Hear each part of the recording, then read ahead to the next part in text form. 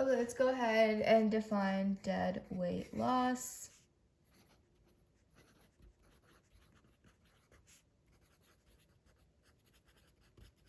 Okay, so we can go ahead and just draw a graph. So basically, dead weight loss represents loss of economic efficiency when the equilibrium outcome is not achievable or achieved. Therefore, this can occur due to various reasons such as price ceilings, price floors, taxes, subsidies, all those things. So let's go ahead and just show the example through the graph. So for example, let's add a price ceiling down here. You can add a price ceiling.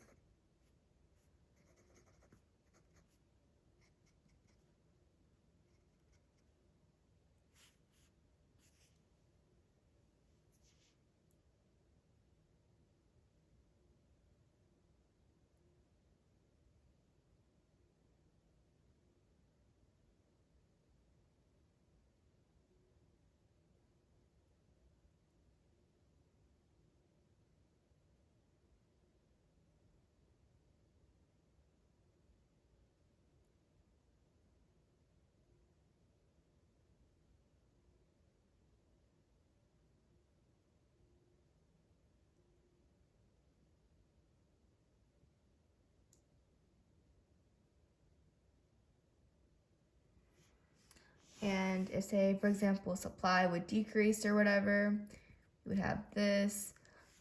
Dead weight loss would basically just be, could be this triangle right over here. It's basically, it could be this triangle, it could be this triangle. It honestly just depends where the price ceiling hits.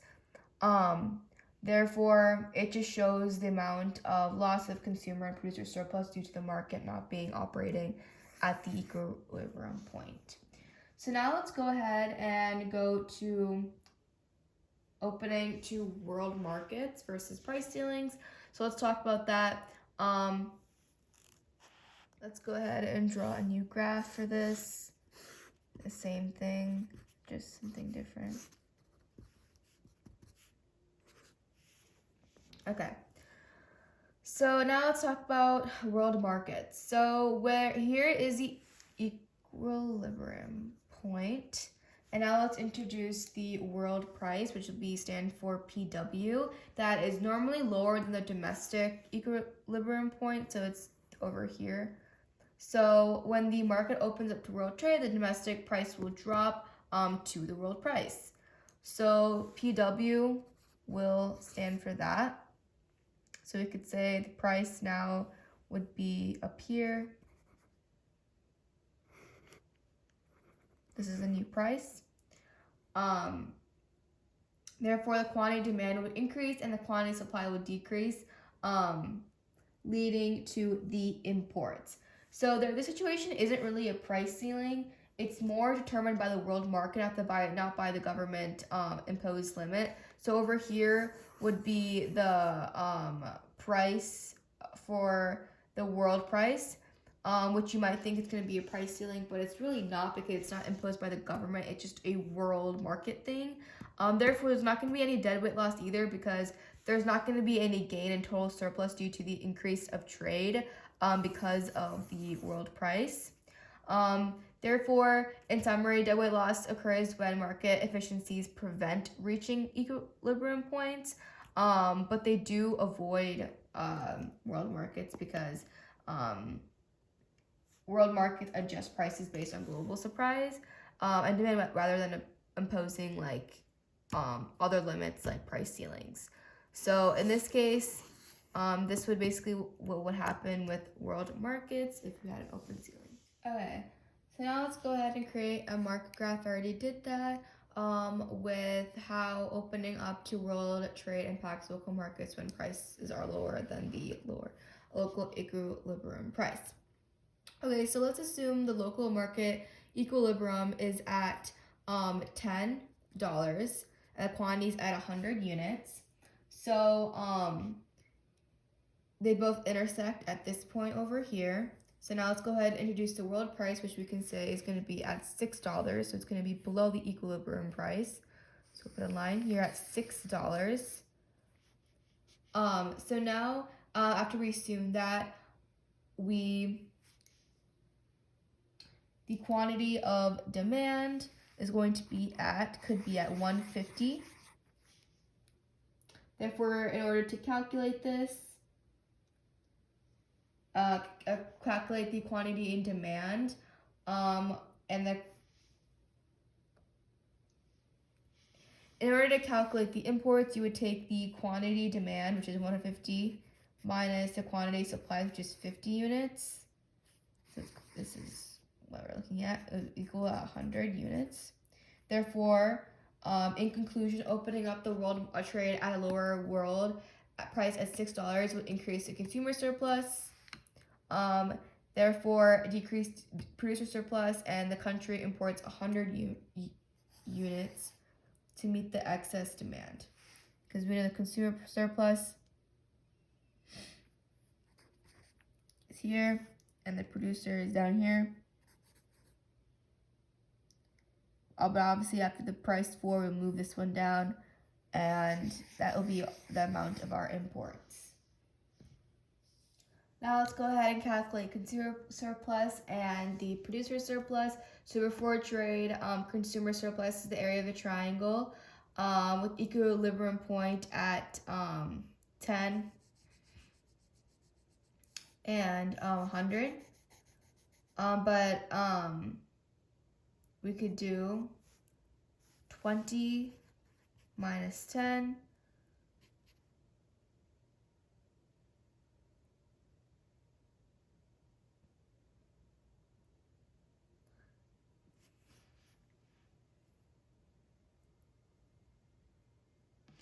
So we can do, in order to find that, we could do the half times base times height formula. Therefore, that would give us 500.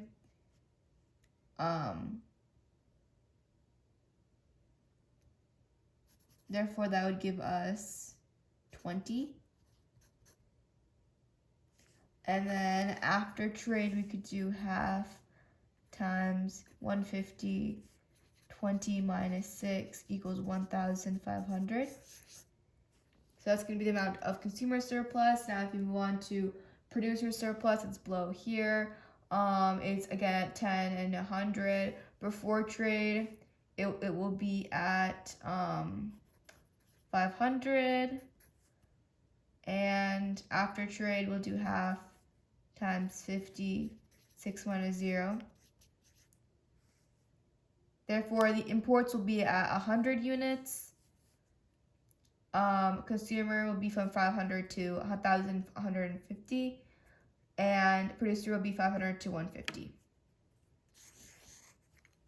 Now let's go ahead and show the imports with tax. So, or with tariffs. So now suppose they add a tariff for $2 on the product, raising the price to $8. So we went from 10 to 8. So now the new quantity would basically be at 120 by local producers at this price at 80 units. Therefore, now we need to calculate this again and put 20 minus 80 equals 40. So now if we calculate consumer surplus, we have to do half times 120. And then we have 120, 80 equals 172, 120 for consumer surplus. And then for the collected tax is going to be the tariff amount multiplied by the quantity of imports. Therefore, it's going to be 2 times 40 equals 80. So the same thing for deadweight loss. We would calculate that by the triangle formula, half times 150 minus 120. And therefore, imports would be at 40 this time. Consumer surplus will decrease to 720. Collect tax will be at 80, and deadweight loss will be at 60. So now I create a marker graph including numbers regarding how world trade would impact local market if the prices were higher than the local equilibrium price. So over here I made it at $5 with a quantity of 100 units. So now if we place a world price at $8, PT, at $8, the consumers will now demand less and local producers will supply more because the consumer surplus is here, remember, and the producer surplus is here. So now I'll move up here. Therefore, now the quantity demanded might drop back down to 80 units because now we're at 8.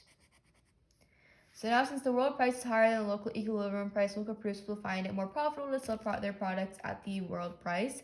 Therefore, the country will export its products because the quantity supplied exceeds the quantity demanded at the world price. Quantity supply will be at 150. Therefore, if we calculate this, we can go ahead and calculate each one. Exports will be from 80 to 150 units. And the exports will be 70. Because if you subtract with 80, you get 70. Therefore, exports will be at 70. Quantity supply will be at 150. Quantity demand will be at 80. And then world price will be at 8. And then over here, we have the local equilibrium price. Therefore, when opening up to world markets, when the world price is higher, the local equilibrium price will lead to the country exporting its products. And the quantity export will be the excess supply at the world price. So we'll switch it to export if it's above the local equilibrium price.